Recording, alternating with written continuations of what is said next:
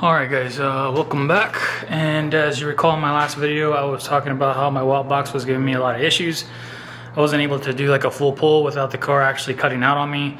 And so today I'm going to try to fix that problem. N2MB WotBox sent me over a solution which required a resistor that I needed to buy on Amazon, and I'm going to hook it up to the green wire, which is the clutch voltage signal indicator or reader on the WotBox, and then also to the clutch switch on the car.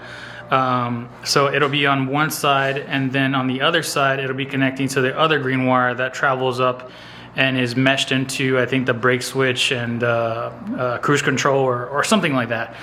So I'm gonna go ahead and do that right now. I'm gonna show you real quick what I already did. Did this off camera just because I wanted to get this done, and it was my first time soldering, so bear with me. Alright, so what we have here, actually let me show you the part. Alright, so these are going to be the resistors. So if you buy these, you can get them from a number of different places. I got these on Amazon. The way it's supposed to be wired up, I'll go ahead and post a picture of it right here. You'll see that there's a bunch of different stripes on there. There's a brown, black, red, and gold stripe. So if I'm not mistaken, I think it's the brown stripe. If you point it downwards, you're going to be hooking up both wires from the clutch switch onto that one piece where the resistor is at, that piece of metal that's sticking outwards, or it's going to be facing bottom if you have the brown stripe facing the bottom. So you're going to go ahead and solder those two together right here, and then above you're going to solder another wire that goes to the other portion of the clutch switch that you will be cutting. I wasn't about to do the soldering underneath the dash, so I decided to just do the soldering now while I have it outside of the car. And then while I get under the dash, I'm going to go ahead and just connect some connectors under there, so that way I don't have to worry about doing any kind of soldering under the dash. If you see this wire right here, this is a brown wire. I had to improvise and extend the actual green wire from the N2MB WotBox because the person who I bought it from had cut the wires really short, and I wasn't able to reach all the way from this side to the actual glove compartment. So let me see if you can actually see under there. I took some stuff off. If you see the clutch switch, I already have it removed from the mount that it was on, so that way I can make things easier. That brown wire was actually tapped into, I wonder if you can see this. Oh, there we go. I put the light right there. The brown wire was tapped into this portion of the clutch switch. I don't know if you can see it. I have a picture. I'm going to go ahead and post a picture so that way you can see it. But it's going to be the wire, the green wire that's closest to the steering shaft. And there's a bunch of videos that show you how to wire this up. For this particular video, I'm just going to show you how to install the resistor portion, so that way if you're having the same issue I'm having, maybe this will remedy it. With this clutch switch, this is the clutch switch right here, you're going to cut both these wires.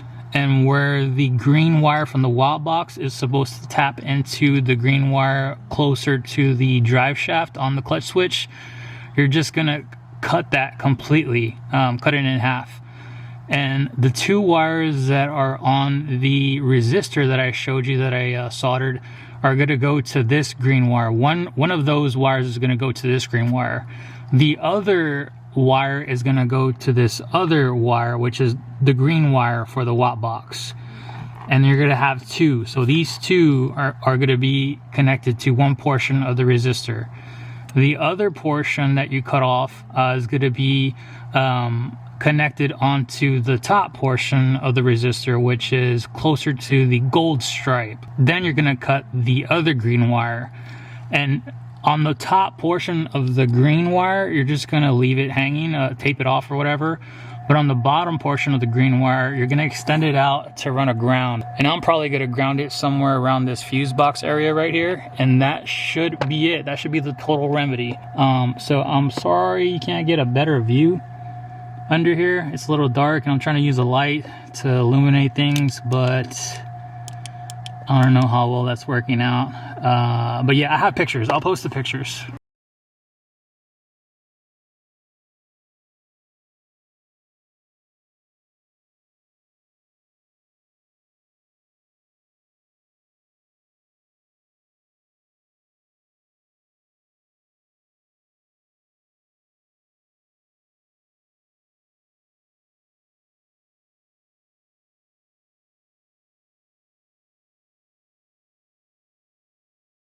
Alright guys, sorry about the delay. I went ahead and finished up wiring up the resistor for the WotBox last night. It was a little bit late. I didn't want to mess with the car anymore, so I just took a shower and called it a night. Today, I'm going to go pick up my buddy. We're going to get this car to operating temperature, and I'm going to go ahead and do some test hits, see if it actually pulls through. And if the RPMs pull through all the way, then that means we're going to be in good shape. I can then test out the no lift shift to see if it's actually going to cut out or not. So hopefully, let's keep our fingers crossed, and hopefully this resistor is the remedy and cures the problem that I was having before, which, just to recap, whenever I do a pull from 0 to 8,000 or red line, whatever it is, wherever I have the launch control set at, so if it's at 3,500 or 4,000 or 2,500, that's exactly where it's going to cut out whenever I'm doing the pull. So I can never go wide open throttle in gear, otherwise the WotBox is assuming that the clutch pedal is engaged and then it starts to cut out.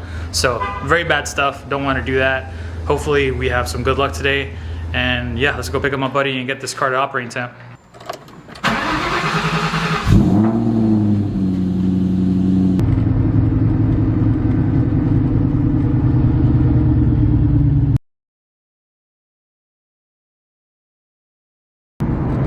Oh yeah, it's recording. All right, cool. All right, guys, we're gonna try out the no lift shift to see if it works. First, I'm gonna get on the turnaround, and hopefully we can bang some gears out.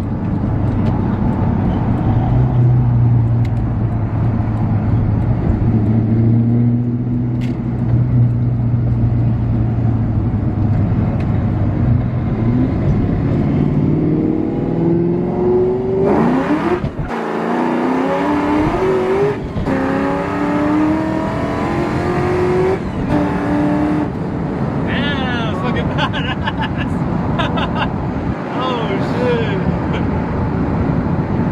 Yeah, that's cool.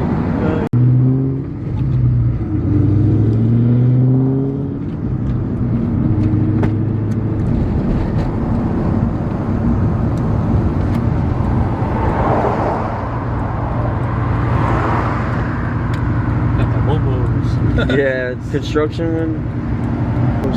Alright, we're gonna try the two-step launch control and no lift shifting. Damn, this motherfucker's gonna come this way.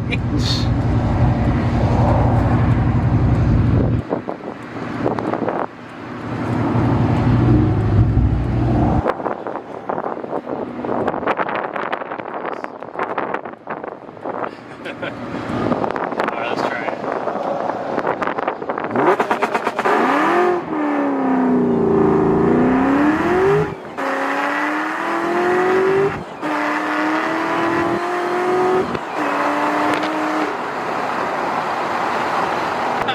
Dude, she's whining, bro.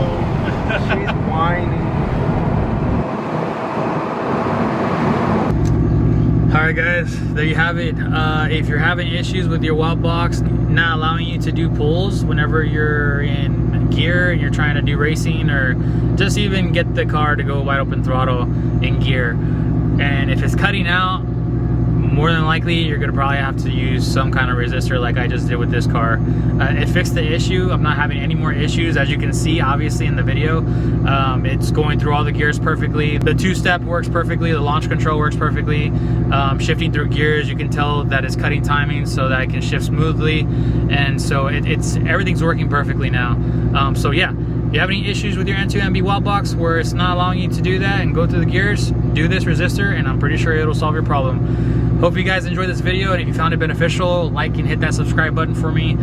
Comment on whatever you feel like commenting on, and yeah, I'll see you guys in the next video.